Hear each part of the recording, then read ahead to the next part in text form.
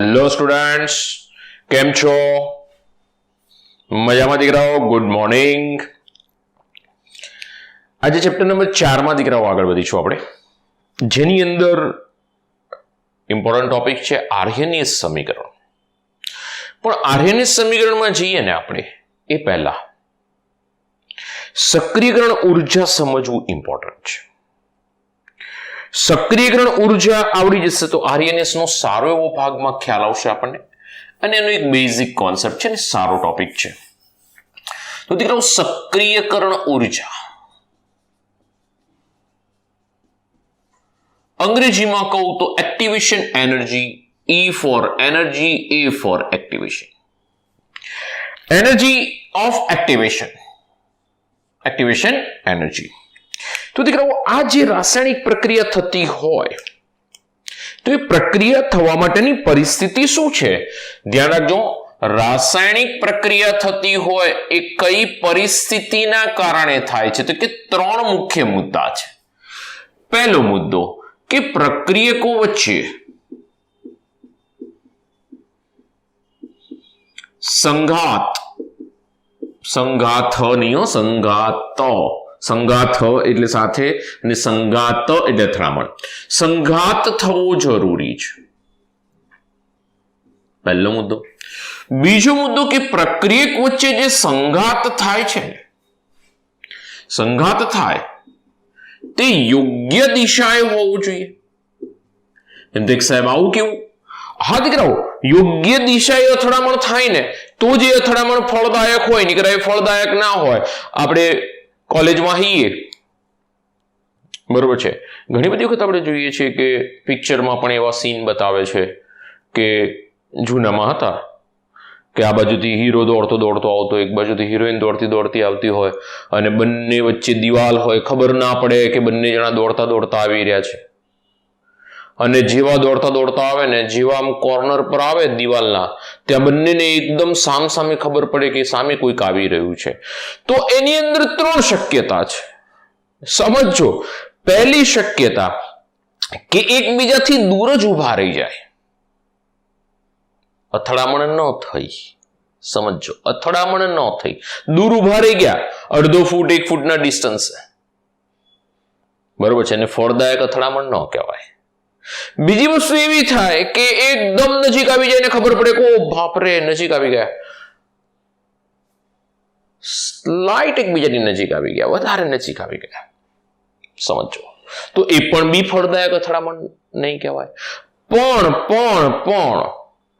એકદમ ફાસ્ટ આવે ને ખબર જ ના હોય સામે કોઈ આવી રહ્યું છે, કોઈ ભાઈબંધ બોલાવે છે, કોઈ બેનપણી બોલાવે છે, બંનેનું ધ્યાન એ બાજુ હોય અને દોડતા જઈ રહ્યા છે ને એકબીજા સાથે જોશથી અથડાય. બોલો, એને ફળદાયક અથડામણ કહેવાય કે ન કહેવાય? ફળદાયક અથડામણ કહેવાય ને. ફળદાયક અથડામણ બનીને એ ફળ શું મળે અથડામણનું? બરોબર છે, તમને ખબર છે, આખું પિક્ચર એનું ફળ છે. આખું પિક્ચર, એના પછી જે પિક્ચર બને ને એનું ફળ છે. તો દીકરાઓ, એ ફળદાયક અથડામણ છે. સમજો, એ ફળદાયક અથડામણ છે. એમ કે ગાડી છે, 2 ગાડી એક રોડ ઉપર જઈ રહી છે સામસામે. બંને ડ્રાઈવરને પહેલેથી ખબર પડી જાય કે સામસામે ગાડી આવે છે, બંને બ્રેક કરશે, એકબીજાને અથડાશે નહીં. પહેલી એક શક્યતા. બીજી શક્યતા એવી છે બંને એકબીજાને બ્રેક મારે પણ કદાચ બોનેટ એકબીજાને ટચ થઈ જાય તો એ અથડામણ થઈ કહેવાય, પણ ફળદાયક નથી. અને ત્રીજી વસ્તુ એવી થઈને ઊભી રહે કે બંનેનું ધ્યાન જ નથી ડ્રાઈવરનું, અને બંને ફૂટફાટ આવી રહ્યા છે અને એકદમ એકબીજા સાથે અથડાઈ જાય છે, બંનેના એન્જિન તૂટી જાય છે. તો આ અથડામણ ફળદાયક છે. એન્જિન તૂટી જાય છે, એ અથડામણ ફળદાયક છે. તો દીકરાઓ, સંઘાત થવો જરૂરી છે પ્રક્રિયા થવા માટે, અને પણ બી સંઘાત કેવી રીતે થવો જોઈએ? યોગ્ય દિશામાં. બંને ગાડીના એન્જિન તૂટે તો સંઘાત ફળદાયક કહેવાય. એક ગાડી જતી હોય બીજી પાછળથી અથડાય તો એ સંઘાત ફળદાયક ન કહેવાય. એ અથડામણ યોગ્ય દિશામાં ન કહેવાય. યોગ્ય દિશામાં અથડામણ થવી જોઈએ. બંને ગાડી અથડાવી જોઈએ, બંનેના એન્જિન તૂટવા જોઈએ, તો એ ફળદાયક અથડામણ. એક ગાડી જાય બીજી પાછળથી અથડાય તો બંનેની દિશા યોગ્ય નથી, આ બ્રેક મારે ના પાછળથી જાય તો આ ફળદાયક અથડામણ તો થઈ, ફળદાયક નહીં. ઓકે, તો દીકરાઓ, સંઘાત થવો જોઈએ, સંઘાત યોગ્ય દિશામાં થવો જોઈએ. અને ત્રીજું કે સંઘાત થવા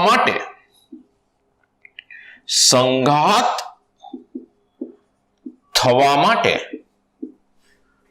જરૂરી ઉર્જા, જેને આપણે કહી રહ્યા છીએ સક્રિયકરણ ઉર્જા, એ પ્રક્રિયક ધરાવતો હોવો જોઈએ. 3 પરિસ્થિતિ પાલન થાય તો નિપજ મળે, બાકી કશું વિચારાય નહીં. પહેલું સંઘાત થવું જોઈએ, બીજું સંઘાત યોગ્ય દિશામાં થવું જોઈએ, અને ત્રીજું એ સંઘાત થવા માટે જરૂરી ઉર્જા એની અંદર હોવી જોઈએ. એની પાસે એટલી એનર્જી હોવી જોઈએ કે આ બાજુથી હિરોઈન દોડતી આવી હતી અને હીરો પાસે એટલી એનર્જી હોવી જોઈએ કે જેને અથડાય એમ એનર્જી હોવી જોઈએ. એ સક્રિયકરણ ઉર્જા છે. ગાડી બે સામસામે આવતી હોય તેની પાસે એટલી ઉર્જા હોવી જોઈએ કે જે એકબીજા સાથે અથડાય. સમજો, તો એટલી ઉર્જા હશે તો એ પ્રક્રિયા થશે. બાકી ઉર્જા ઓછી હશે તો શું થશે? તો કે પહેલી પરિસ્થિતિ કે આ રીતે બે અણુ એકબીજાની નજીક આવશે, છૂટા પડી જશે. બીજી પરિસ્થિતિમાં એકબીજાની નજીક આવશે અને છૂટા પડી જશે. અને ત્રીજી પરિસ્થિતિમાં એકબીજા સાથે જોસ્તી અથડાઈ જશે. તો આ અથડામણો છે ને, આ બધી અથડામણો યોગ્ય ન કહેવાય, બરોબર છે, પણ આ યોગ્ય અથડામણ કહેવાશે, પણ દિશા ચોક્કસ હોવી જોઈએ. બરોબર છે.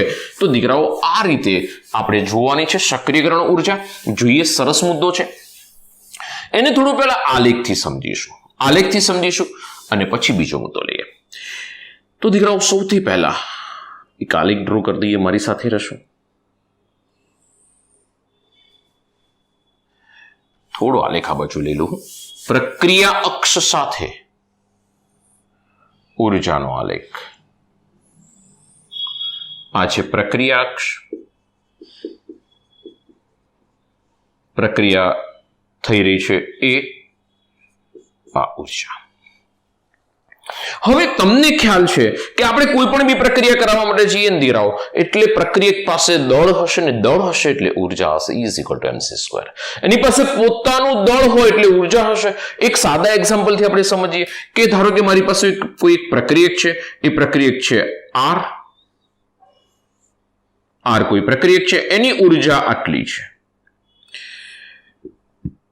જેને હું ER તરીકે લઈ લઉં. ER મીન્સ બાજુમાં લખી દઉં છું, પ્રક્રિયકની ઉર્જા.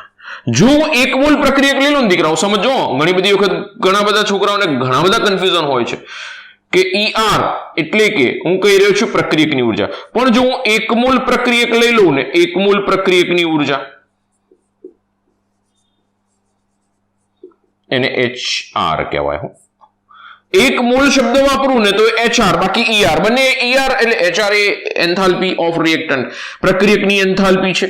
આ પ્રક્રિયકની ઉર્જા છે. એક મોલ માટે લઈશ તો HR લખાશે, ગમે તેટલા અલગ અલગ, એટલે એક મોલ સિવાયની વેલ્યુ લઈશ તો હું ER તરીકે રિપ્રેઝન્ટ કરીશ. ઇન શોર્ટ, ER = HR, પણ એક મોલ હશે ત્યારે. ચાલો, તો પ્રક્રિયક પાસે પોતાની એક ઉર્જા છે. પ્રક્રિયા થવા માટે એને અમુક ઉર્જા જોઈશે. જેમ કે પ્રક્રિયા થવા માટે એને ધારો કે આટલી ઉર્જા જોઈએ છે. તો આ જે ઉર્જા છે, જેને પ્રક્રિયા થવા માટે જરૂરી ઉર્જા છે, this is called total ઉર્જા. પ્રક્રિયકની ઉર્જા પ્લસ પ્રક્રિયા થવા માટેની ઉર્જા, it is called threshold energy, TH. TH ને કહેવામાં આવે છે threshold energy, ETH. થર્શોલ્ડ ઉર્જા અથડામણ માટેની ઉર્જા, સંઘાત ઉર્જા કહેવાય.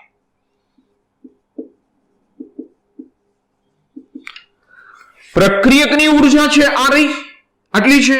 થર્શોલ્ડ એનર્જી એટલે કુલ ઉર્જા છે એની પાસે. અને અથડામણ થવા માટે જે જરૂરી ઉર્જા છે ને, એ પ્રક્રિયકની ઉર્જામાં આપણે એટલી ઉર્જા ઉમેરવી પડશે. એટલે કે આ જે ઉર્જા છે એટલી ઉર્જા પ્રક્રિયા થવા માટે જોઈએ છે, જેને હું EE તરીકે ઓળખીશ. E એ શું છે?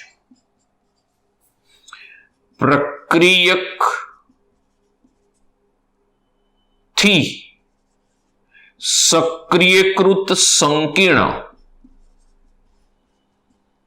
બનવાની ઉર્જા. ધ્યાન રાખજો, આ પ્રક્રિયક પાસે આટલી ઉર્જા હતી, ત્યાંથી જે સક્રિયકૃત સંકીર્ણ. સક્રિયકૃત સંકીર્ણ એટલે શું?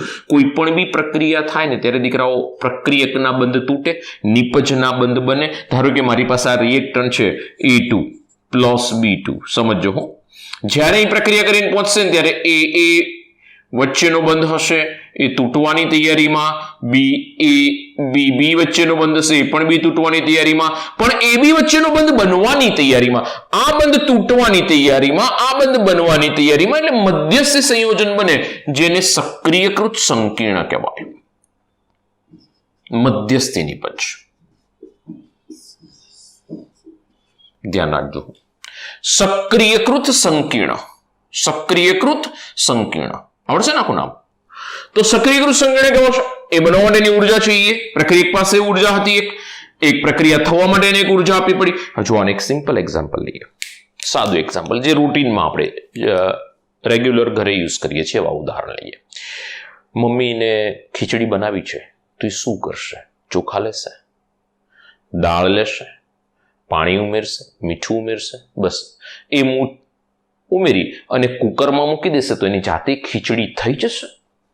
ના દીકરાઓ, ત્યાં આગળ આપણે ઉર્જા આપવી પડશે. ખીચડી બનાવી છે, પેલા ચોખા છે, દાળ છે, પાણી છે, મીઠું છે, પણ એને મિક્સ કરવાથી કઈ ખીચડી નથી બનતી. એને એક ઉર્જા આપવી પડશે. નિપજ બનવા માટેની એક ઉર્જા આપવી પડશે. પ્રક્રિયકને મારે સક્રિય કરવો પડશે અને પ્રક્રિયકને સક્રિય કરવા માટે જે ઉર્જા આપીશ એને એની સક્રિયકરણ ઉર્જા કહેવાય. બીજી વ્યાખ્યા આવી પણ અપાય કે પ્રક્રિયકને સક્રિય કરવા માટે જરૂરી ઉર્જા, જેને હું એની સક્રિયકરણ ઉર્જા કહીશ. મેઇન ડેફિનેશન આ રહી છે. આ તો આપણા માટે આપણને ખબર પડવી જોઈએ કે શું છે. તો કે પ્રક્રિયકને મારે સક્રિય કરવું પડશે. ભાઈ પ્રક્રિયા કર. ખીચડી બનાવી હશે તો મમ્મીને કહેવું પડશે કે હવે કુકર ગેસ પર મૂકી અને એને ચાલુ કરવું પડશે ને ઉર્જા આપવી પડશે દીકરાઓ. બરોબર છે? એ સમયે શું થશે? તો કે આપણને ખબર છે મમ્મી એવું કહે છે 2 સીટી 3 સીટી 4 સીટી બંધ કરી દેજો. તો દીકરાઓ શું છે ને યોગ્ય ઉર્જાની સક્રિયકરણ ઉર્જા ચોક્કસ છે. મમ્મીને ખબર છે 3 સીટીએ એ પ્રક્રિયક સક્રિયકૃત સંકીર્ણ બનાવી દેશે. યસ, મમ્મીને ખબર છે કે ભાઈ આ ઉર્જા આટલી આપીશ એટલે ત્યાં સક્રિયકૃત સંકીર્ણ બની ગયો હશે. બરોબર છે? ધ્યાન રાખજો. તો અહીંયા આગળથી આ સક્રિયકૃત સંકીર્ણ બની ગયો એટલે કે ધારો કે મારે અહીંથી ઉપર સુધી જવા માટે આપવી પડતી ઉર્જા કે જેને ઈએ કહેવામાં આવે છે, સક્રિયકૃત સંકીર્ણ બન્યો ત્યાં સુધીની ઉર્જા આ ઈએ. ધારો કે આ ઉર્જા પ્રક્રિયકને આપવી પડતી ઉર્જા ધારો કે 70 કિલો જૂલ છે. 70 કિલો જૂલ. સમજો દીકરાઓ, 70 કિલો જૂલ ઉર્જા મારે પ્રક્રિયા કરવા માટે પ્રક્રિયકને આપવી પડી. સમજાવવું પડે.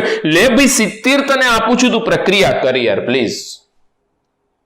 તો એને એ સમયે શું કર્યું? જૂના બંધ તોડવાના ચાલુ કર્યા, નવા બંધ બનાવવામાં ચાલુ કર્યા. હજુ તો નિપજ બની જ નથી હતી, તો સક્રિયકૃત સંકીર્ણ છે.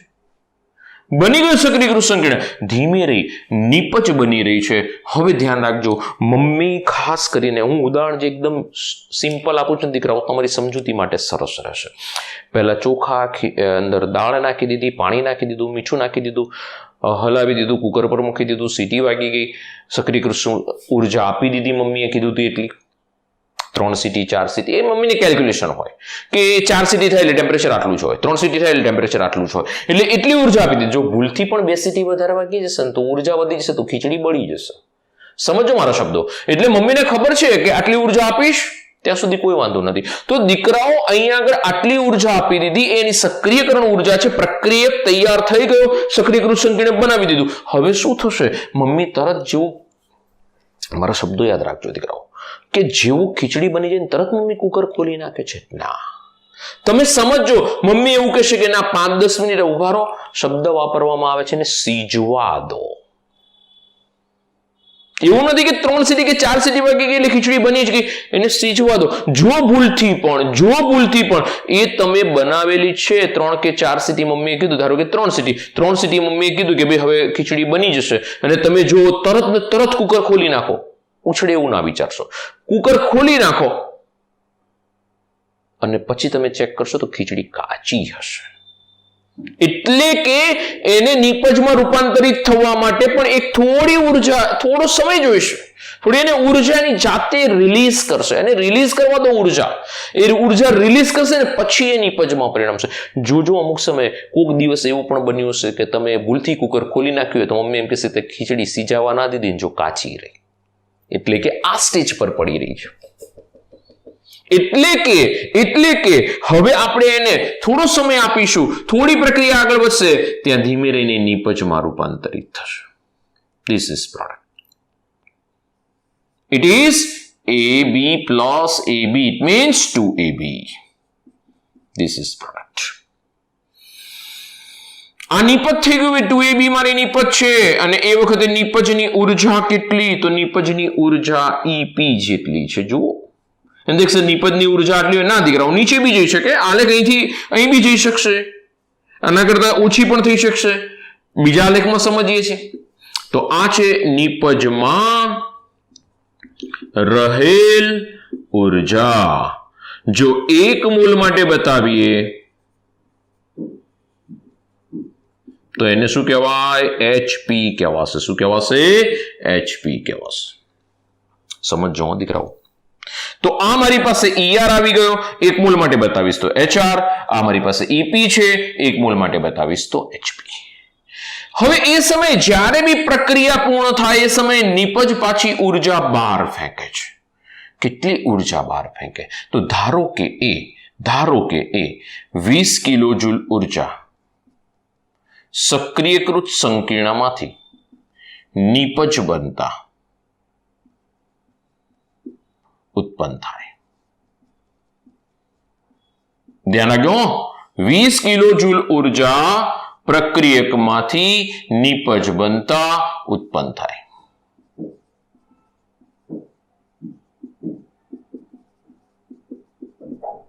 વીસ કિલો ઉર્જા ઉત્પન્ન થઈ ગઈ.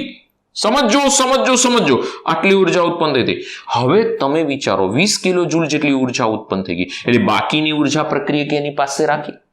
એટલે કે પ્રક્રિયકની ઉર્જા વધારે છે, સોરી, નિપજે પોતાની પાસે રાખી, એટલે કે નિપજની ઉર્જા વધારે છે. એટલે કે ટોટલ ઉર્જા જો 100 હોય તો આ 30 કિલો જૂલ છે, આ 30 છે, આ 70 મેં આપી, આ 70 આપી, આ 30 હતી. સમજો, એટલે 100 થઈ ગઈ. આ બાજુ બી 100 થશે, તો આ બાજુ 20 ગઈ, તો આ કેટલી વધી છે? તો આ વધશે ને કહેવાશે 80. તો 80 કિલોજૂલ ઉર્જા હજુ નિપજ પાસે છે. એટલે કે નિપજની ઉર્જા વધારે છે કોના કરતા? પ્રક્રિયક કરતા.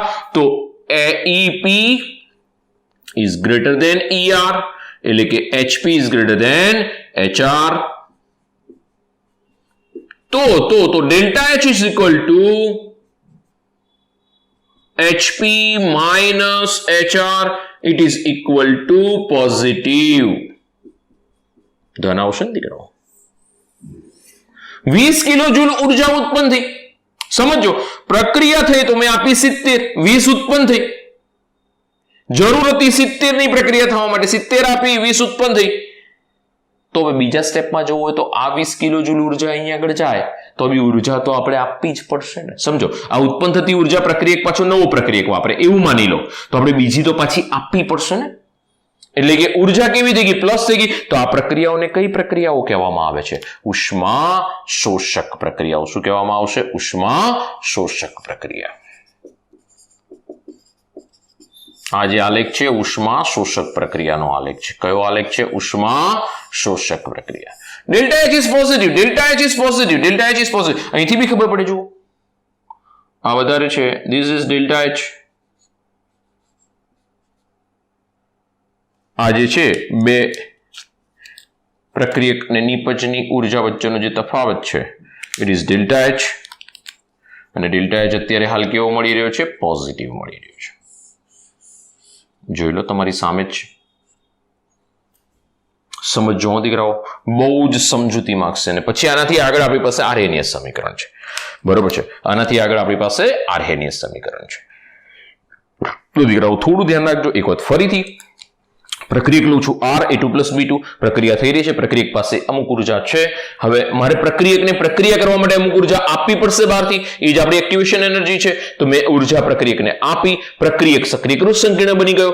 સક્રિયકૃત સંકીર્ણ બની ગયો એટલે જૂના બંધ તૂટી રહ્યા છે, નવા બંધ બની રહ્યા છે, જૂના બંધ તૂટે છે, નવા બંધ બને છે, મધ્યસ્થી જે અવસ્થા મળશે એને હું સક્રિયકૃત સંકીર્ણ કહી દઈશ. તો સક્રિયકૃત પ્રક્રિયકમાંથી સક્રિયકૃત સંકીર્ણ બનવા માટેની ઉર્જા જે છે એને હું નામ આપી રહ્યો છું એક્ટિવેશન એનર્જી. મેં પ્રક્રિયકને એક્ટિવ કર્યો, સક્રિય કર્યો, પ્રક્રિયા કરવા માટે સક્રિય કર્યો. એટલે કે એવું કહી શકાય, ઘણી બધી વખત પૂછાય છે કોમ્પિટિટિવ એક્ઝામમાં કે પ્રક્રિયકને સક્રિયકરણ ઉર્જા કે એના કરતા વધારે ઉર્જા ધરાવતો પ્રક્રિયક જ નિપજમાં પરિણમશે. ટ્રુ કે ફોલ્સ? ધ્યાન રાખજો. ઈએ કે ઈએ કરતા વધારે ઉર્જા ધરાવતો પ્રક્રિયક નિપજમાં પરિણમે છે. This is true. એટલે કે સક્રિયકરણ ઉર્જા કે એના કરતા વધારે ઉર્જા હું આપીશ તો જ એ પ્રક્રિયક છે નિપજમાં પરિણમશે, બાકી નહીં પરિણમે. સાચી જ વાત છે. એ કરતા ઓછું હશે તો એને પ્રક્રિયા જે જોઈએ છે, આજે ધારો કે મમ્મીને ખબર છે કે ભાઈ 3 સીટીએ, ફરીથી કીધું એ જ ઉદાહરણ, 3 સીટીએ કુકરમાં 3 સીટી મારવાથી ખીચડી બને છે, એની જગ્યાએ તમે 1 જ સીટી મારો તો ટેમ્પરેચર પ્રોપર નહીં પહોંચે તો એ બનવાની શક્યતા જ નથી. સક્રિયકૃત સંકીર્ણ બનશે જ નહીં તો પછી નિપજ બનશે જ નહીં. સમજો મારી વસ્તુ. એટલે ચોક્કસ ઉર્જા તો હા, એના કરતા વધારે ઉર્જા હશે તો ચાલશે, પણ એના કરતા ઓછી ઉર્જા ચાલશે નહીં. બીજું દીકરાઓ અહીંથી આગળ વધીએ છીએ તો સક્રિયકૃત સંકીર્ણ બની ગયો, એમાંથી નિપજ બને છે. તો એ વખતે શું થાય છે? ઉષ્મા ઉત્પન્ન થાય. આ બંધ તૂટવાની ક્રિયા છે, આ બંધ બનવાની ક્રિયા છે. સમજો, આ બંધ તૂટવાની ક્રિયા છે એટલે ઉર્જા આપવી પડી, આ બંધ બનવાની ક્રિયા. અહીંયા આગળ શું થયું છે તો કે સક્રિયકૃત સંકીર્ણની નિપજ બનતા ઉત્પન્ન થાય છે 20 કિલોજૂલ, એટલે કે 80 કિલોજૂલ પ્રક્રિયક પાસે ઉર્જા રહી. ટોટલ 100 હતી. અહીંયા આગળ ટોટલ કેટલી હતી તો કે પ્રક્રિયક પાસે ધારો કે 30 હતી અને આ થઈ ગઈ આપણી પાસે 70, તો 100 થઈ ગઈ ટોટલ. તો અહીં બી ટોટલ 100 હશે, આ બાજુ પણ ટોટલ 100 હશે, 100 કિલોજૂલ. તો 100 કિલોજૂલ માંથી અહીં આગળ 20 કિલોજૂલ આ પ્રક્રિયક શું કરે છે તો કે બહાર ફેંકે છે. 80 કિલોજૂલ પ્રક્રિયક પાસે હશે, તો અહીં આગળ EP કેટલો હશે તો કે 80 કિલોજૂલ હશે. અહીં કેટલો છે તો કે આ 30 છે, આ 80 છે. કોણ વધારે રહ્યું? 80 વધારે રહ્યું. કોણ ઓછું રહ્યું? આ ઓછું રહ્યું. એટલે EP is greater than ER થઈ ગયો. તો EP is greater than ER, તો HP is greater than HR. તો દીકરાઓ ડેલ્ટા H પોઝિટિવ આવશે. એટલે કે આ પ્રક્રિયાઓ છે એ ઉષ્મા શોષક પ્રક્રિયાઓ આવશે. કઈ પ્રક્રિયાઓ આવશે? ઉષ્મા શોષક પ્રક્રિયાઓ આવશે.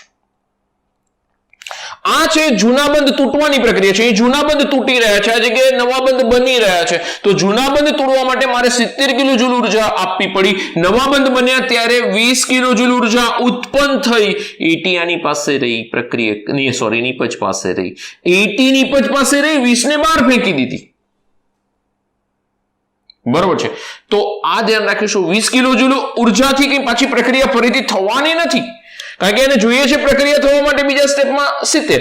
એટલે કે ફરીથી જો મારે પ્રક્રિયા કરાવવી હોય સેકન્ડ, તો બીજી પ્રક્રિયા કરાવવી હોય તો મારે 70 કિલોજૂલ જોઈશે. આ 20 કિલોજૂલ જ છે એટલે ઓલરેડી ઉર્જા ઓછી છે. સમજો, બરોબર છે. તો આ આપણી પાસે ઉષ્મા શોષક માટેનો ચાર્ટ આવ્યો. હવે દીકરાઓ ક્ષેપક માટેનો આલેખ જોઈએ. ધ્યાન રાખશો સંપૂર્ણ. પ્રક્રિયા અક્ષ,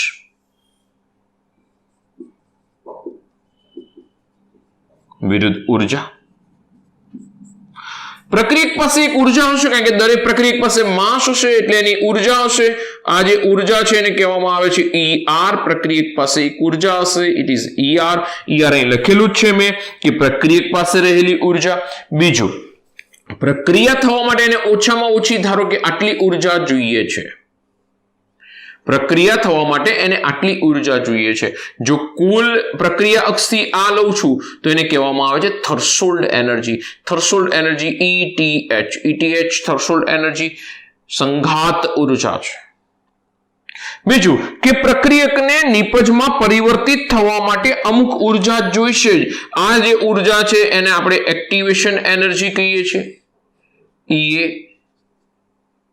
એક્ટિવેશન એનર્જી, કે આટલી ઉર્જા તો જોઈશે જ, તો જ એ નિપજમાં પરિણમશે.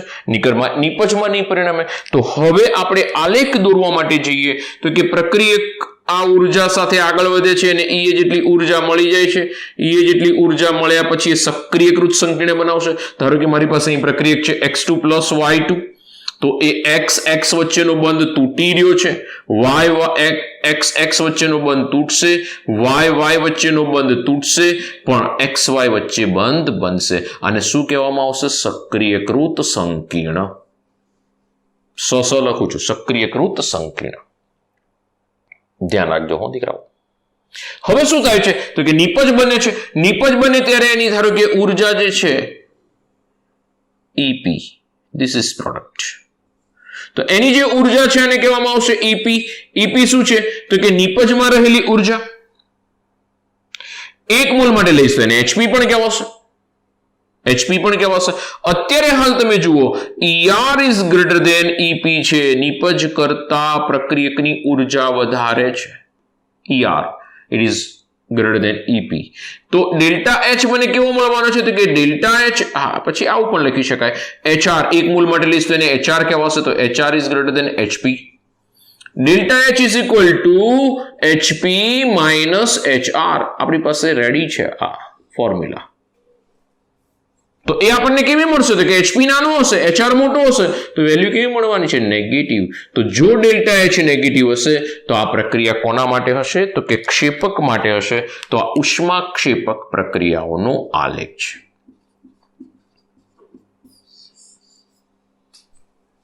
બીજું દીકરાઓ કે આ જે બંધ તૂટે છે, અહીંથી શું થાય છે તો કે આ બંધ તૂટવાની ક્રિયા છે. આગળ લખેલું જ છે મેં, બંધ તૂટવાની ક્રિયા છે, બરોબર છે.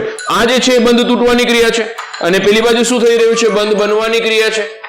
તૂટે છે તો એના માટે આપણે ઉર્જા આપવી પડશે. તો આ ભાગમાં આપણે બંધ તૂટવાની ક્રિયા થઈ રહી છે, તો એના માટે ઉર્જા આપણે બહારથી આપીશું. તો એ કદાચ 70 કિલો જૂલ જ રાખીએ આપણે કે 70 કિલો જૂલ જ હશે. સામેની બાજુ બંધ બને છે, આ બંધ બનવાની ક્રિયા છે, આ સાઈડ પર બંધ બની રહ્યો છે. તો એ વખતે સક્રિયકૃત સંકીર્ણમાંથી નિપજ બને છે, તો એ સમયે ઉર્જા ઉત્પન્ન થશે દીકરાઓ, ઉર્જા ઉત્પન્ન થશે. અને આ જે મારે 70 કિલો જૂલ ઉર્જા આપીને એની સામે 90 કિલો જૂલ ઉર્જા ઉત્પન્ન થઈ ગઈ. આ ઉર્જા ઉત્પન્ન થાય છે, સમજો. 90 કિલો જૂલ ઉત્પન્ન થઈ ગઈ. અહીંયા આગળ આની પોતાની કેટલી વધી? 10. આની કેટલી હતી પહેલા? 30. 70 આપી એટલે 100 થઈ ગઈ. 70 વત્તા 30 100. આ બાજુ બી 100 થવી જોઈએ. તો 10 આની પાસે છે, 90 ઉત્પન્ન થઈ ગઈ. એ 90 જે ઉત્પન્ન થઈ એ પાછી આની અંદર વાપરી શકાય? હા, વાપરી શકાય. નેક્સ્ટ બીજા પ્રક્રિયક માટે આ 90 કિલો જૂલ ઉર્જા એની EA માટે વપરાઈ જશે. એટલે કે આ પ્રક્રિયા આગળ વધવા માટે મારે આગળ બીજી કોઈ ઉર્જાની જરૂર પડશે નહીં. આને આ જે પ્રક્રિયા છે એને ઉષ્માક્ષેપક પ્રક્રિયા કહેવાય. અને આ ડિફરન્સ છે દીકરાઓ, એને ડેલ્ટા H કહેવાશે. અને ડેલ્ટા H મને કેવું મળશે તો એ નેગેટિવ હશે, નેગેટિવ હશે. આને ડેલ્ટા H કહેવાશે. ધીસ ઇઝ ડેલ્ટા H અને એની વેલ્યુ કેવી હશે? નેગેટિવ હશે. નેગેટિવ કિંમત હશે આની. આ ડેલ્ટા H પોઝિટિવ હતો, પેલો ડેલ્ટા H નેગેટિવ છે. તમે જોઈ શકો પહેલા હતી કેટલી? 30. આ કેટલી થઈ ગઈ? 10. બરાબર છે. એની પાસે 10 જ ઉર્જા છે. તો 10 માઇનસ 30 કરશો એટલે -20 આન્સર આવવાનો છે. બરાબર છે. તો દીકરાઓ આ જે થઈ એ ઉષ્માક્ષેપક પ્રક્રિયાનો આપણી પાસે ઉદાહરણ થઈ. અહીં આગળ આપણી પાસે પ્રોડક્ટ હશે 2xy. 2xy. તો આ ધ્યાન રાખીશું. તો દીકરાઓ આ આપણે આર્હેનિયસ સમીકરણ સમજીએ ને એ પહેલા આ બે આલેખ સમજવા બહુ જ ઇમ્પોર્ટન્ટ છે. રિવર્સ પ્રતિવર્તી પ્રક્રિયા માટેનો આલેખ બાકી રહ્યો. પ્રતિવર્તી પ્રક્રિયા માટેનો આલેખ હવે પછી જોઈએ. ફટાફટ એક સ્ક્રીનશોટ લઈ લો. હવે તમારી પાસે સ્ક્રીનશોટ એક લઈ લો એટલે એક સરસ મજાનો ટોપિક આવી જશે. બરાબર છે. તો ફટાફટ એક સ્ક્રીનશોટ લઈ લો, પછી આગળ વધીએ. ચલો ચલો ચલો.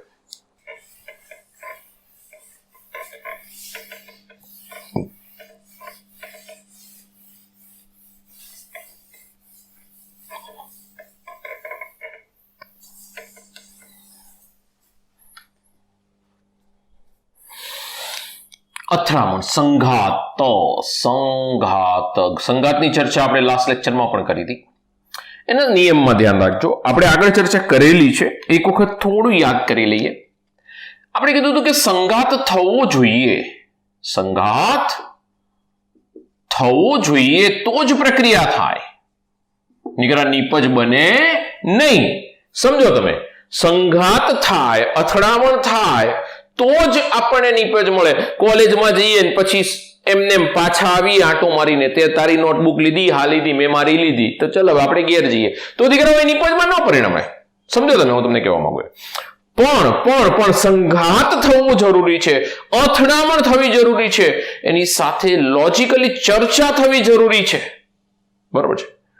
તો એ સંઘાત થયો કહેવાય, અને એવો સંઘાત થશે ને ત્યારે જ નિપજ બનશે. સંઘાતના પ્રકાર કેટલા છે? તો કે સંઘાત અલગ અલગ રીતે થાય. કેવી રીતે થાય? જુઓ, એક HI ના ઉદાહરણથી સમજાવું છું કે બે HI ના અણુઓ લઈ લઈએ. જો સમજો, બે HI ના અણુઓ લઈ લઈએ. એ કે એના કરતા વધારે ઉર્જા આપીશું તો એમાંથી મને સક્રિયકૃત સંકીર્ણ મળશે.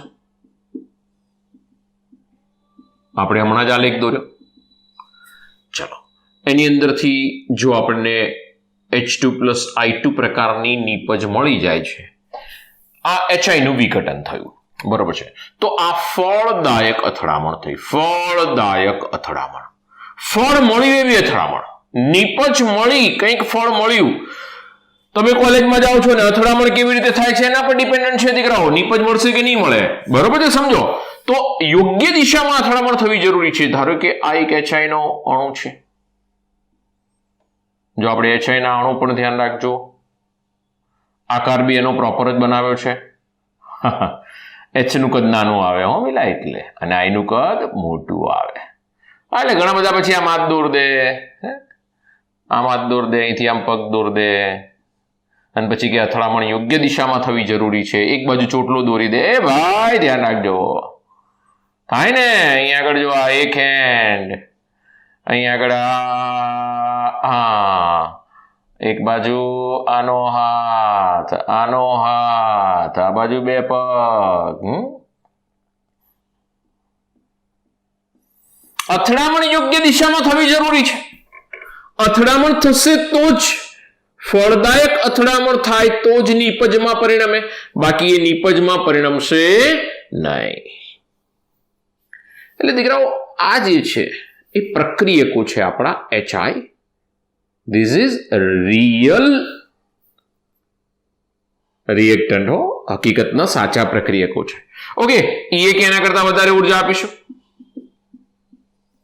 ચલો, શું થશે? બંને વચ્ચે અથડામણ થશે. અથડામણ થશે એટલે કે H સાથે અથડામણ થઈ, I સાથે અથડામણ થઈ, હેડ ટુ હેડ, શીર્ષથી શીર્ષ અથડામણ થઈ. સમજો દીકરાઓ, હેડ ટુ હેડ અથડામણ થાય તો જ આપણને નિપજ મળશે. આ સક્રિયકૃત સંકીર્ણ કહેવાય. એ કે એ કરતા વધારે ઉર્જા આપી એટલે મને સક્રિયકૃત સંકીર્ણ મળી ગયું, અને H2+I2. એટલે કે એવું નથી કે મને અહીંયા આગળથી અથડામણ થાય એટલે નિપજ મળી જ જશે, એવું થાય. દીકરાઓ સમજો, બહુ વસ્તુ સમજવા જેવી છે કે એવું નથી કે અથડામણ થાય એટલે નિપજ મળી જ જાય. એની અથડામણ યોગ્ય દિશામાં થવી જોઈએ, પ્રોપર ડિરેક્શનથી થવી જોઈએ, એનું ઓરિએન્ટેશન ચોક્કસ હોવું જોઈએ.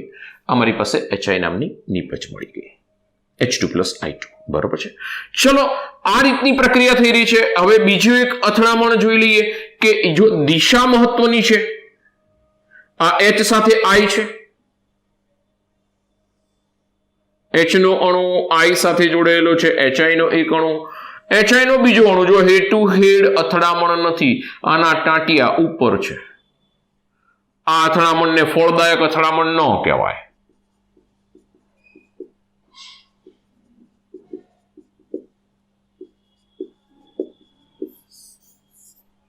ફળદાયક અથડામણ નથી દીકરાઓ. હું છો ને એ કે એના કરતા વધારે ઉર્જા આપું તો અહીંયા આગળ મને નિપજમાં શું મળે? જુઓ તમે, સમજો હો. અહીંયા આગળ હેડ ટુ હેડ અથડામણ હશે તો જ નિપજ પરિણમશે.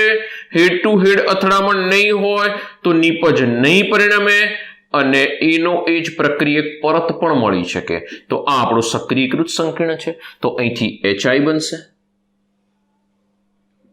H સાથે I, અહીં પણ HI બનશે. જુઓ, H સાથે I, એટલે કે આપણે એવું કહી શકીએ પ્રક્રિયકનો પ્રક્રિયક મને પાછો મળી ગયો તો આને ફળદાયક અથડામણ કહેવાય નહીં. આ રિઝલ્ટ ઓરિએન્ટેડ અથડામણ છે.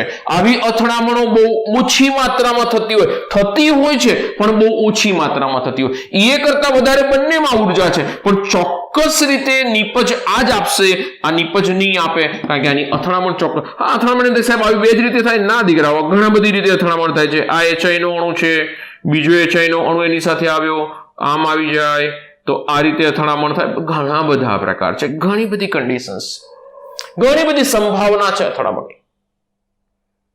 પણ આ જ અથડામણ એક ફાયદાકારક છે, બીજી કોઈ અથડામણ ફાયદાકારક નથી. આ અથડાશે તો આની સાથે, વચ્ચે અથડાશે તો કોઈ શક્ય જ નથી નીપજ બને આની સાથે. એટલે એવું નથી કે એ કરતા વધારે ઉર્જા આપી દેશો એટલે નીપજ બની જ જશે. એનું અથડામણ પણ યોગ્ય દિશામાં થવું જોઈએ, ફળદાયક અથડામણ. મેં ગઈકાલે કીધું હતું તમને, લાસ્ટ લેક્ચરમાં વાત કરી હતી કે ગાડીના એન્જિન તૂટે છે એટલે કે બંધ તૂટે છે અને નવા બંધ બને છે તો જે ફળદાયક અથડામણ કહેવાશે. તો દીકરાઓ આ આપણી પાસે સંઘાતનો નિયમ છે. અથડામણ થવી જ જોઈએ, યોગ્ય દિશામાં અથડામણ થવી જોઈએ અને એ કરતા વધારે ઉર્જા હોવી જોઈએ. 3 પરિસ્થિતિ હશે તો આપણે નીપજમાં આગળ વધી શકીશું. દીકરા નીપજમાં આગળ વધી શકાશે નહીં. બરોબર છે, તો ફટાફટ એક સ્ક્રીનશોટ લઈ લો. બીજું દીકરાઓ હવે આગળ વધીએ છીએ આપણે આર્હેનિયસ ની અંદર. બરોબર છે, એ પહેલા એક ઝડપથી સ્ક્રીનશોટ લઈ લો. ચલો હવે દીકરાઓ આપણી પાસે નેક્સ્ટમાં છે તાપમાન અને વેગ અચળાંક.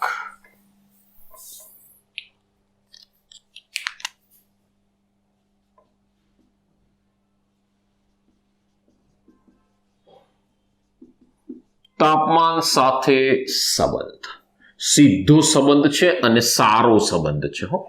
રિલેશન બંનેનો સારો છે. વેગ અચળાંક મીન્સ કે એટલે ઘણા બધાને એવું થાય કે કેવો સંબંધ છે, ઝઘડાળુ સંબંધ છે, પ્રેમવાળો સંબંધ છે. હવે તો બધું થવાનું હોય હે, તો સંબંધ કેવો છે? સારો સંબંધ છે યાર, ચિંતા શું કરો છો? બીજી એક વસ્તુ ધ્યાન રાખજો કે મોટા ભાગની પ્રક્રિયાઓ લઈએ ને દીકરાઓ,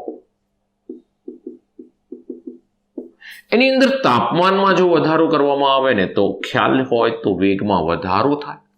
બીજું, વેગ બરાબર વેગ અચળાંક એટલે કે k ઇન્ટુ સાંદ્રતા રેસ ટુ n.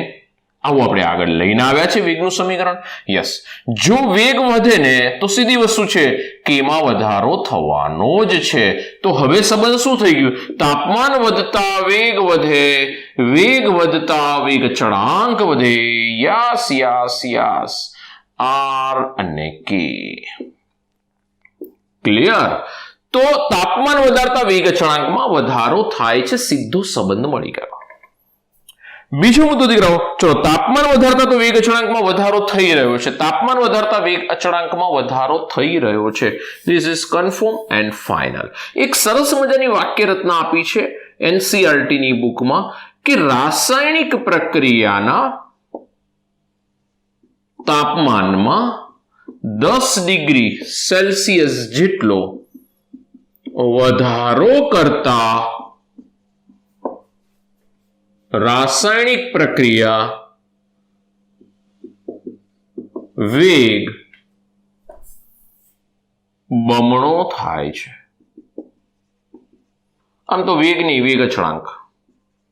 વેગ તો બમણો થાય કારણ કે વેગ અચળાંકની ચર્ચા કરવાની છે. વેગ અચળાંક ઇટ ઇઝ ઇક્વલ ટુ કે. તાપમાનમાં 10 ડિગ્રી સેલ્સિયસનો વધારો કરતા, અથવા તો તાપમાન કેલ્વિનમાં માપ્યો હોય તો 10 કેલ્વિનનો વધારો કે ઘટાડો એ સેલ્સિયસ કે કેલ્વિનમાં સરખો જ રહેવાનો છે, બદલાવાનો નથી. એટલે કે હું એવું કહી શકું કે જો તાપમાન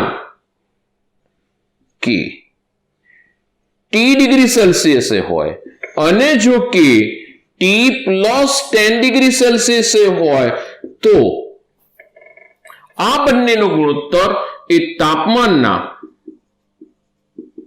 સહગુણક જેટલો હશે અને તાપમાન કોએફિશિયન્ટ એટલે કે તાપમાનનો સહગુણક એ 2 થી 3 ની વચ્ચેની કિંમત હશે. એવું પ્રાયોગિક રીતે નક્કી થયું છે. This is practical value. This is not theoretical. This is practical. T કોઈ રાસાયણિક પ્રક્રિયા થાય છે, T ડિગ્રી સેલ્સિયસ ટેમ્પરેચરે થાય છે, પણ જો એનું તાપમાનમાં 10 ડિગ્રી સેલ્સિયસનો વધારો કરવામાં આવે તો એનો વેગ અચળાંક ઓલમોસ્ટ ડબલ થઈ જાય છે. 3 ગણો પણ થઈ શકે, 3 ગણો પણ થઈ શકે, 2 થી 3 ની વચ્ચે. ઘણી બધી વખત આપણે આગળ જોઈશું કોમ્પિટિટિવ એક્ઝામ ની અંદર 2 ગણો, 2.5 ગણો, 3 ગણો, 3.5 ગણો આપેલું હોય છે કે તાપમાન સહગુણક આટલો છે. આ શબ્દ બહુ ઇમ્પોર્ટન્ટ છે, તાપમાન સહગુણક આટલો છે. અને જો કોઈ પ્રક્રિયા છે એનો સામાન્ય રીતે તાપમાન સહગુણક માપવો હોય તો 25 ડિગ્રી સેલ્સિયસ થી 35 ડિગ્રી સેલ્સિયસ વચ્ચે માપવામાં આવે. એટલે ટી બરાબર 25 લઈ લેવાનું, એટલે કે એક 25 ડિગ્રી સેલ્સિયસ લેવાનું કે એની અંદર 10 ઉમેર્યું એટલે 35 ડિગ્રી સેલ્સિયસ લઈશું. એટલે અહીંયા આગળ સહગુણક 2 થી 3 ની વચ્ચે મળશે. 2.5 ગણો બોલાય નહીં, 3.5 ગણો બોલાય નહીં, 3.5 એટલે 2.75 એટલો બોલાય નહીં. ધારો કે આપણને કોઈ એમ કહે છે કે કોઈ રાસાયણિક પ્રક્રિયા છે, ધારો કે કોઈ રાસાયણિક પ્રક્રિયા છે, એનો તાપમાન સહગુણક 3 છે. આ પ્રક્રિયા નો 10 ડિગ્રી સેલ્સિયસ તાપમાને કે એટલે કે વેગ અચળાંક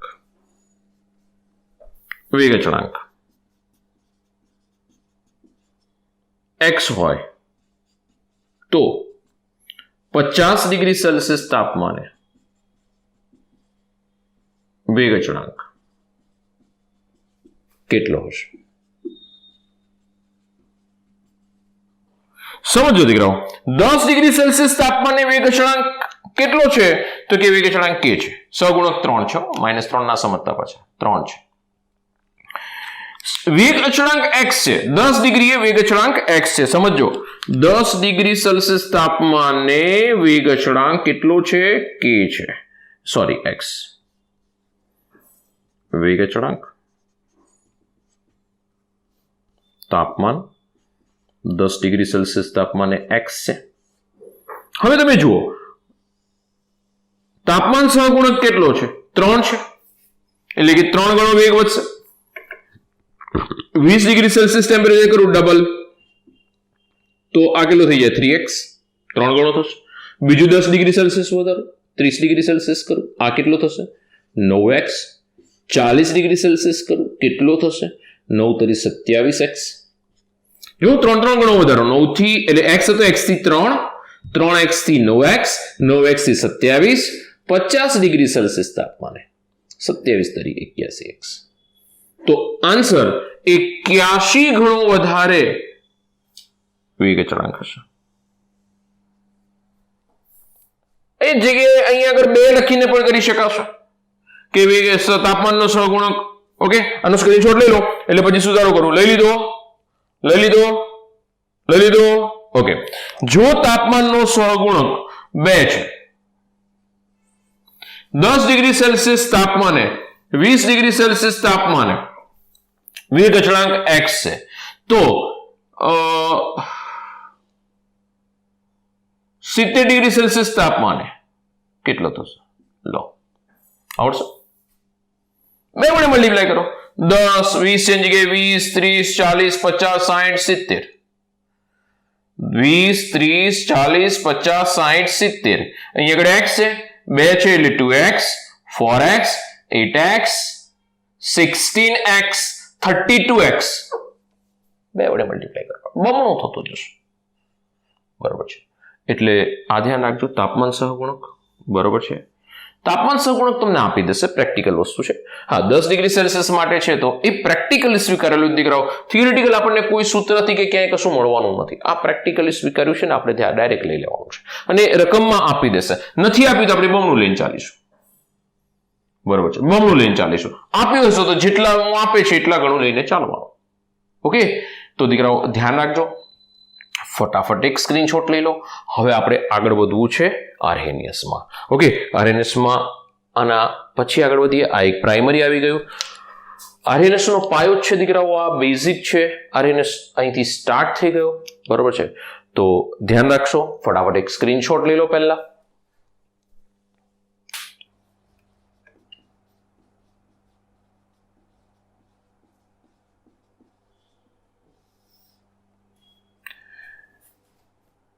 ટી અને કે વચ્ચે સંબંધ. આરએનએસ સમીકરણ આપણી પાસે આ પ્રમાણે છે. K is equal to A into e raised to minus EA upon RT. બધા પદો જોઈ લઈએ. જ્યાં K બરાબર વેગ અચળાંક છે, E બરાબર આર્હેનિયસ અવયવ છે. આર્હેનિયસ નામના વૈજ્ઞાનિકે સમીકરણ આપેલું છે. આર્હેનિયસ અવયવ વોન્ટ્રોપે ને બધાએ હેલ્પ કરેલી છે. આરએનએસ આપેલું છે એટલે આપણે એને એ નામ આપેલું છે. આવૃત્તિ અવયવ કહેવાશે. કેટલીક વખત એને પૂર્વ ઘાતાંકીય અવયવ પણ કહેવાય છે. ધ્યાન રાખજો, હરિતારા નામ 1000.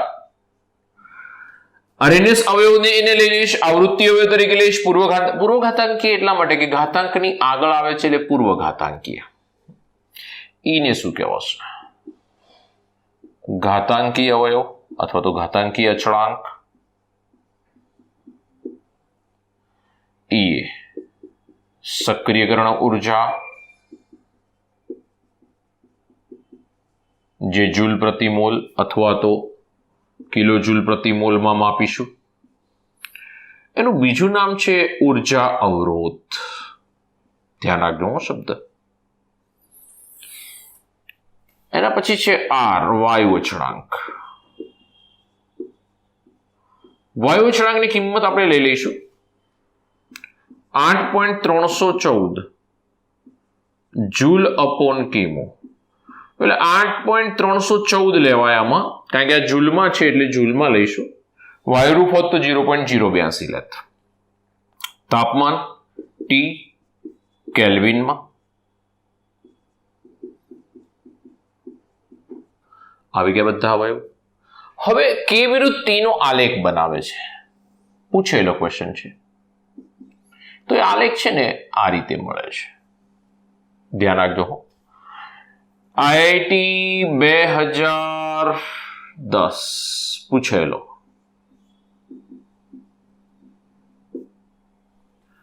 કે આનો આલેખ શું હશે? આલેખ પછી અલગ અલગ આપેલા હોય ઓપ્શનમાં. આ રીતે આપ્યો હોય, આ રીતે આપ્યો હોય, બરાબર છે, આ રીતે આપ્યો હોય. પછી એ થોડું ધ્યાન રાખજો કે આલેખ દોરવામાં થોડું કોન્સન્ટ્રેટ આપણે કરવું પડશે, બરાબર છે.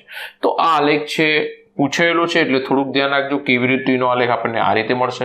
ABCD આવા ઓપ્શન હોઈ શકે. હવે આપણને ધ્યાન રાખીને કરી લઈશું. ઓકે, ચાલો. તો દીકરાઓ, આ આપણી પાસે આરએનએસ સમીકરણ આવી ગયું. આરએનએસ સમીકરણની અંદર આપણે આગળ વધીએ. ચલો સ્ક્રીનશોટ લઈ લેશો. આવી ગયો, લઈ લીધો. ઓકે. બીજું દીકરાઓ, કે અથડામણ અનુભવતા અણુઓ, બરોબર છે. એવું નથી કે અથડામણ અનુભવે, ગઈકાલે આપણે ચર્ચા કરી હતી. એટલે અથડામણ અનુભવતા અણુઓ એવું નથી કે નિપજમાં પરિણમે જ.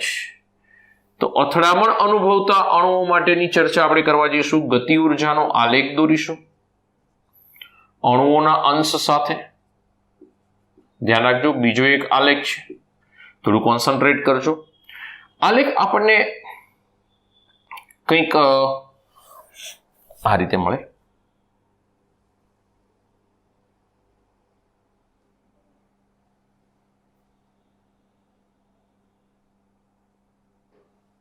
ઓકે, ધ્યાન રાખજો. આ ઉર્જા અવરોધ છે. અણુઓનો અંશ Ne divided by Nt. Ne શું છે? અહીં લખી દઉં છું. Ne બરાબર E ઉર્જા ધરાવતા અણુની સંખ્યા અને Nt શું છે? કુલ અણુની સંખ્યા. એટલે એની બાય એનટી નો ગુણોત્તર આપણે લઈ લઈશું એટલે આપણને અણુના અંશ મળી જશે. સમજો દીકરાઓ, અણુના અંશ આપણને મળી જશે. આલેખ શું બતાવે છે તો કે અહીંયા આગળ ગતિ ઉર્જા બતાવી રહ્યો છે, બરોબર છે. તો અહીંયા આગળ દરેક અણુઓના અંશ બતાવ્યા છે. હંમેશા ધ્યાન રાખજો, અણુઓના અંશનો સરવાળો 1 થવો જોઈએ. આ મહત્તમ અણુઓનો અંશ છે.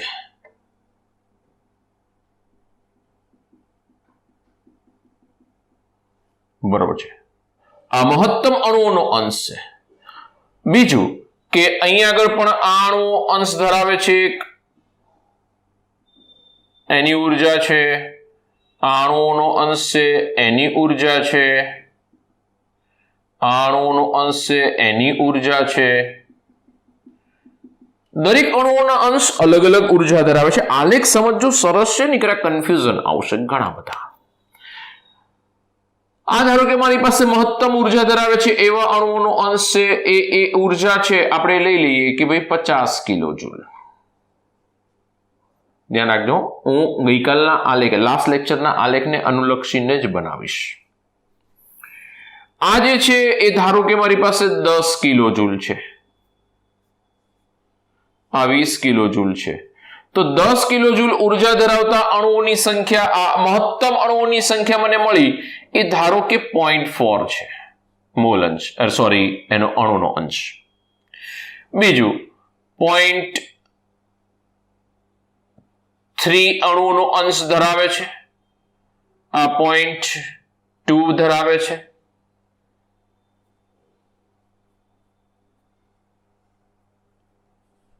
.15 લઈ લઈએ, 0.5 લઈ લઈએ.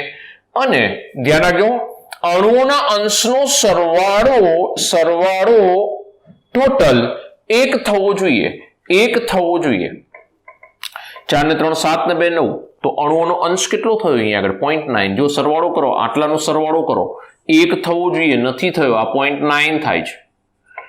તો 0.1 વધે. 0.1 શું છે તો કે આ પાર્ટ છે, એ કરતા વધુ ઉર્જા ધરાવતા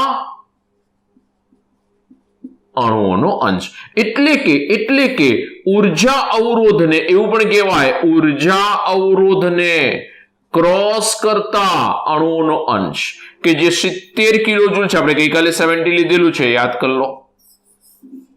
70 કિલો જૂલ કરતા વધારે ઉર્જા ધરાવતા અણુઓનો અંશ આ રહ્યો, એટલે કે અથડામણ અનુભવતા અણુઓનો અંશ છે આ. ધ્યાન રાખજો, શબ્દાઓ વાપરી શકાય. અથડામણ અનુભવતા અણુઓનો અંશ. એમની પાસે એટલી ઉર્જા છે કે અથડામણ થાય છે. સમજો, હવે એવું તો છે નહીં કે અથડામણ થાય એટલે નીપજ બને છે. યોગ્ય દિશામાં અથડામણ થવી જોઈએ, એનું ઓરિએન્ટેશન પ્રોપર હોવું જોઈએ, દિશા ચોક્કસ હોવી જોઈએ, નહીંતર આપણને પાછી નીપજ મળશે નહીં. એટલે કે આ પાર્ટ છે 0.1 છે, આ તમે જોઈ શકો 0.9 થશે, આ 0.1 જેટલો પાર્ટ છે, 0.05. હો દીકરાઓ, આ ભૂલથી મેં 0.5 લખ્યું, 0.5. તો આ 70 કિલો જૂલ ક્રોસ કરી લેવા કેટલા, એવું ના વિચારતા કે આ બધા 50 કિલો જૂલ વાળા અહીંયા આગળથી આલેખમાં લોકો કંઈક નવું વિચારતા હોય છે આલેખ માટે.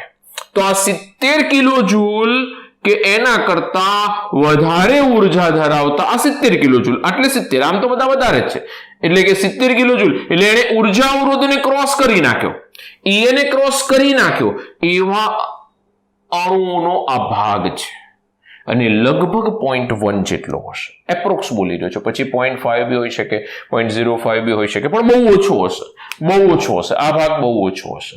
આ બધું શક્ય બને છે T1 તાપમાને. કયા તાપમાને શક્ય બને છે? T1 તાપમાને શક્ય બને. ક્લિયર દીકરાઓ? હવે આ જે અંશ છે એની વેલ્યુ કેટલી હશે તો કે એની વેલ્યુ હશે e⁻ RT. ધ્યાન રાખજો, અથડામણ અનુભવતા અણુઓનો અંશ, અથડામણ અનુભવતા, અથવા તો એવું પણ કહી શકાય કે સક્રિયકરણ ઉર્જાને ક્રોસ કરતા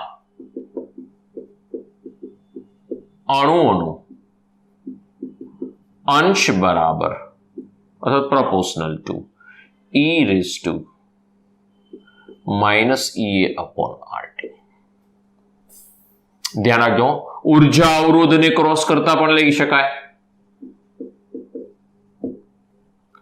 અને જ્યારે સક્રિયકરણ ઉર્જાને ક્રોસ કરી રહ્યા છે એવા અણુઓનો અંશ એટલે કે એવા અણુઓનો જે અંશ છે એનો વેગ વધારે હશે તો વેગ proportional to e raised to minus EA upon RT.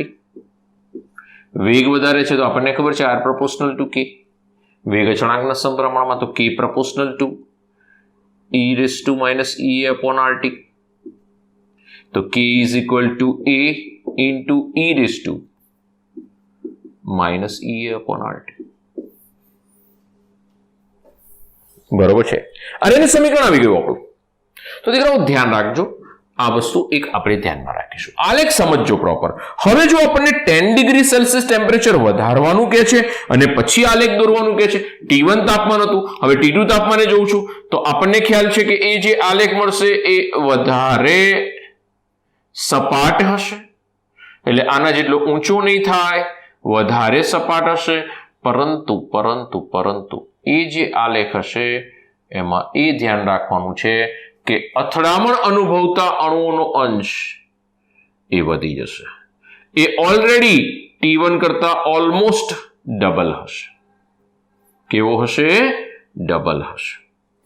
જો તમે આને હું ક્રોસ કરું છું અહીંથી, અથડામણ અનુભવતા અણુઓનો અંશ બમણો થઈ ગયો. જુઓ તમે તાપમાનમાં કેટલો વધારો કર્યો, તો કે પહેલું તાપમાન હતું T1, બીજું તાપમાન કેટલું કર્યું? T2. પણ T2 કેટલું છે? T1 પ્લસ 10 કેલ્વિન હોય તો કેલ્વિન, સેલ્સિયસ હોય તો સેલ્સિયસ. તો આપણને અથડામણ અનુભવતા અણુઓનો અંશ 10 ડિગ્રી સેલ્સિયસ અથવા 10 કેલ્વિન ટેમ્પરેચરમાં વધારો કરતા વેગ બમણો થાય છે. એટલે કે અથડામણ અનુભવતા અણુઓનો અંશ બમણો થઈ જશે. અથડામણ અનુભવતા અણુઓનો અંશ બમણો. અથડામણ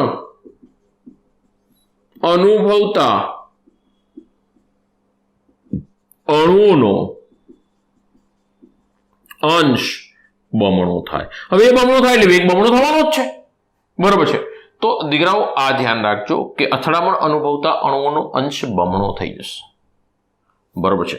તો દીકરાઓ આ આપણી પાસે એક સિમ્પલ આલેખ છે, ચોપડીની અંદર બહુ ઇઝીલી બતાવ્યો છે. સમજૂતી થોડી ધ્યાન રાખજો. એક વખત ફરીથી કહી દઉં કે મારી પાસે ગતિ ઉર્જા સાપેક્ષ અણુઓના અંશ છે. અણુઓનો અંશનો સરવાળો કેટલો થવો જોઈએ? 1 થવો જોઈએ. આ સરવાળો કરશો એટલે 0.9 મળશે તમને.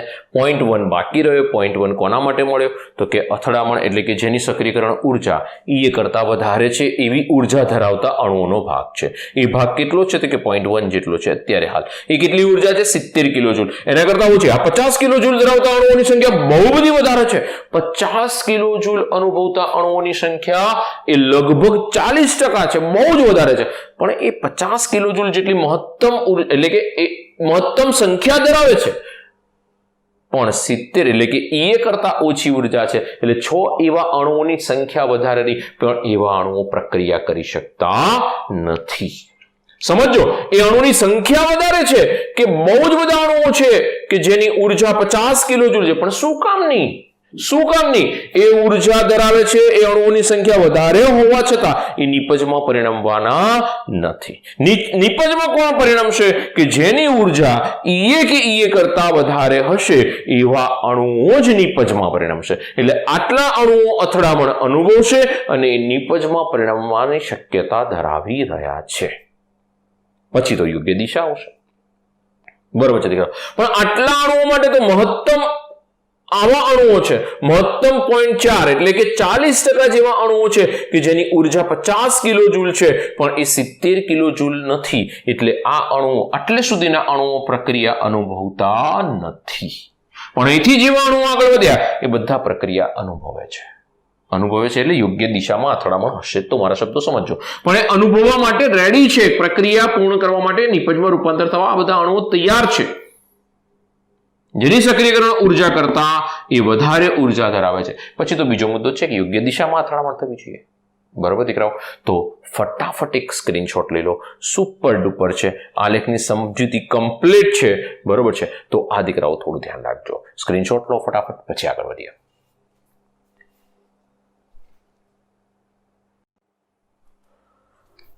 ઓકે, ચાલો.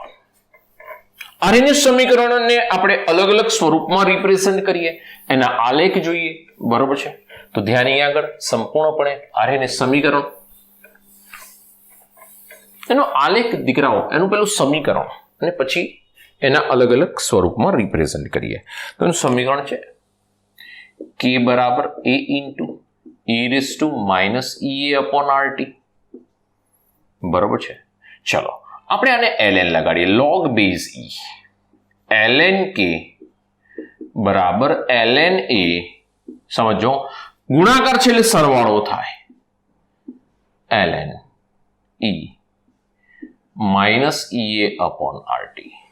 અંદર પછી આપીએ છીએ log બેઝ e, ln એટલે log બેઝ e કહેવાય. તો ln k is equal to ln a ln e raise to minus, એટલે ln એટલે log base e, log e base e એટલે 1 થઈ જશે. ઘાત છે આગળ આવશે, તો ઘાત આગળ આવી ગઈ, તો માઇનસ ea અપોન RT થઈ જશે. અને ln એટલે કે log e base e, this is 1. log e base e 1, log 10 base 10 1. Okay, તો ln k બરાબર ln a minus ea upon RT. હવે આપણે આ જે આલેખ છે આના માટે એક આલેખ દોરી નાખીએ. y is equal two mx plus c ને સરખાવી દો આની સાથે. સમીકરણ number 1, y is equal two mx plus c. Okay, આને 1/t ને હું ખાલી બહાર કાઢી લઈશ, x અક્ષ ઉપર 1/t લઈ લઈશ. m રેડી છે, m નેગેટિવ છે, તો આલેખ કેમનો આવશે? તો આલેખ આમ આવશે. બરોબર છે? y અક્ષ ઉપર કોણ છે? ln k. x અક્ષ ઉપર કોણ છે? 1/t. બરોબર છે? તો અહીંયા આગળથી ln a, આ બિંદુએ શું હશે? ln a બતાવશે, અને માઇનસ ea અપોન r ઢાળ બરાબર tan થીટા. અહીંથી કોઈ પણ બી એક થીટા માટે તમે ચર્ચા કરી શકશો. આવડશે ને? ચાલો સમીકરણ નંબર 1 ને લઈને આગળ ચાલીએ. સમીકરણ નંબર 1 ને લઈને આગળ ચાલીએ. ln k બરાબર ln a minus ea upon RT. ln કાઢી નાખીએ, log બેઝ e છે, log બેઝ e k બરાબર log base e a minus ea upon RT. log base e કાઢીશું 2.303 વડે મલ્ટીપ્લાય કરવું પડશે. 2.303 log base 10k 2.303 log base 10a minus ea upon RT. આખા સમીકરણને 2.303 વડે ભાગી નાખો. log બેઝ 10k બરાબર log base 10a minus ea upon 2.303 r 1/t. y is equal two mx plus c સાથે સરખાવી દઈશું. આવડશે ને આલેખ? આવું આવું જ આવીને ઉભો રહેશે, ઢાળ બદલાશે. બરોબર છે? તો આ સમીકરણ નંબર 2. તો દીકરાઓ સમીકરણ નંબર 2 પરથી આપણે અલગ અલગ તાપમાન માટે ધ્યાન રાખજો. હું હવે અલગ અલગ તાપમાન માટે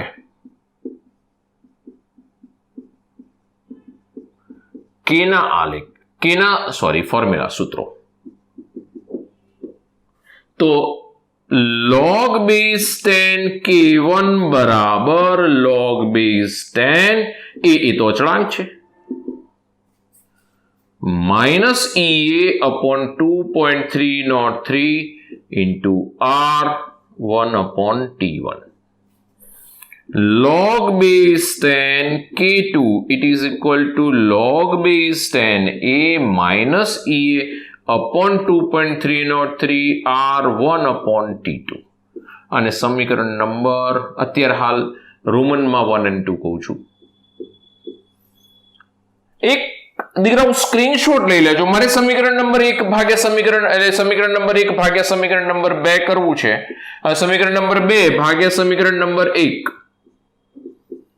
બીજું T2 is greater than T1.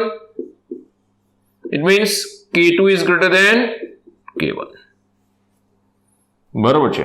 તો સમીકરણ નંબર 2 ભાગ્યા 1 કરું. બાદબાકી કરીશ તો પણ બી મને વાંધો નથી, લોગ છે, ભાગાકારની જાતે આવશે. બાદબાકી કરી દઈએ લો. તો સમીકરણ નંબર 2 માઇનસ સમીકરણ નંબર 1, તો log b is tan K2 minus log b is tan K1. Left side નું લેફ્ટ સાઈડ પર બાદબાકી કરી નાખી. યસ. તો log b is tan a direct કાઢી નાખો આ બંનેને, કારણ કે ડાયરેક્ટ નીકળી જશે. આમાંથી આ બાદ કરીશ એટલે માઇનસ આવશે, આ પ્લસ છે, બંને નીકળી જશે. આને માઇનસ એમને એમ રાખીશ. Minus ea upon 2.303 r 1 upon T2 minus minus plus ea upon 2.303 r 1 upon T1. બરોબર છે. તો log K2 upon K1 બાદબાકી છે એટલે ભાગાકાર થશે logમાં, બરાબર માઇનસ ea. જો પ્લસ ea કાઢી લઉં તો વાંધો નથી. Minus ea divided by 2.303 r સામાન્ય કાઢી લઉં, બરોબર છે. તો 1 upon શું વધશે, માઇનસ મેં સામાન્ય કાઢ્યું એટલે 1 upon T2 આગળ રહેશે, માઇનસ 1 upon T1. બરોબર છે. ચાલો એક સ્ક્રીનશોટ લઈ લો જલ્દી ફટાફટ. પછી સમીકરણને થોડુંક આગળ વધારીએ. લઈ લીધો. ઓકે, ચાલો ધ્યાન રાખશો. તો log K2 upon K1 ફરીથી લખું છું. It is equal to minus ea upon 2.303 r 1 upon T2 minus 1 upon T1. T1 આમ જશે, T2 આમ થશે, cross multiply. log K2 upon K1 બરાબર minus ea upon 2.303 r T1 minus T2 ભાગ્યા T1 into T2. Okay, હવે T2 મોટો છે, આપણે પહેલા જ કીધું છે T2 is greater than T1. તો આ માઇનસ અંદર લઈ લે, T2 આગળ આવી જશે એટલે જવાબ પ્લસમાં આવે. નીકળ્યા પાછું માઇનસ અને પ્લસ ની અંદર પાછા આપણે ફરીશું. તો log K2 upon K1 બરાબર ea upon 2.303 r T2 minus T1 ભાગ્યા T1 into T2. Final equation આવી ગયું. તો આ સમીકરણ નંબર 3. તો દીકરાઓ ધ્યાન રાખજો, અલગ અલગ તાપમાન માટે વેગ અચળાંકના સમીકરણ છે આપણી પાસે. અલગ અલગ તાપમાન T1 T2 ધરાવતા, અલગ અલગ તાપમાન ધરાવતા જે પણ બી પ્રક્રિયા પરિસ્થિતિ છે એમાં વેગ અચળાંક K1 અને K2 સાથે સંબંધ દર્શાવતું સમીકરણ તો આપણી પાસે રેડી છે. માઇનસ અંદર લઈ લીધું છે એટલે T2 minus T1. થોડું ધ્યાન રાખજો, કોઈ પણ બી એક સ્વરૂપ યાદ રાખજો, ક્યાં માઇનસ વાળું ધ્યાન રાખો તો T1 minus T2, બાકી T2 minus T1. તો સમીકરણ નંબર 1 આગળ હતું ln વાળું, log વાળું બીજું આવ્યું અને આ T1 અને K1 સાથે ત્રીજું આવે છે. બરોબર છે. તો ફટાફટ એક સ્ક્રીનશોટ લઈ લો, પછી પાછા આગળ વધીએ. ચલો જલ્દી.